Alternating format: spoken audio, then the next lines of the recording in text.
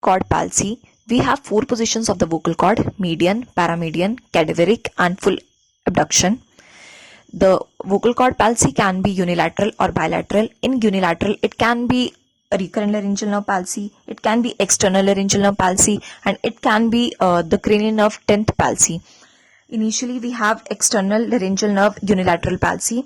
Here the patient presents to us with loss of pitch, but normally the high pitch is required by only singers, and in normal person it may even go unnoticed. The most common cause here is the thyroid surgery, and the management is conservative.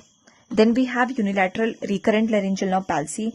Here the abductor as well as adductor function is gone, but a cricothyroid muscle is supplied by external laryngeal nerve. Therefore, we have some of the adductor function left, due to which the vocal cord lies at the paramedian position,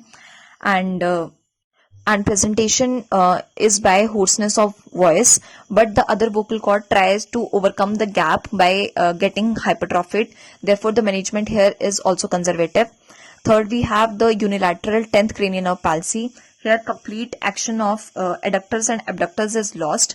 Therefore, the one vocal cord lies at the cadaveric position. The other vocal cord tried to compensate the gap but unable to do so.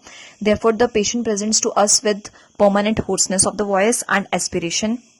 And diagnosis we made is on the basis of manual compression test. And the management here is type 1 thyroplasty, where we put silicone implant to push the vocal cord towards the median side.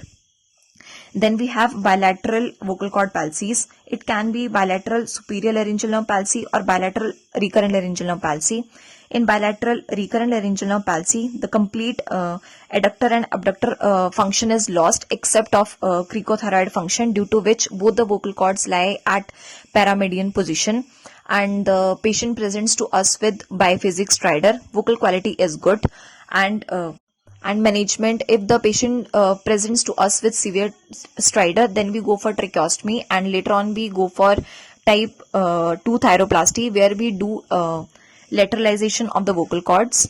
And then in bilateral superior laryngeal nerve palsy, due to the loss of function of internal laryngeal nerve, the cough reflex is lost, which is fatal because aspiration pneumonia occurs.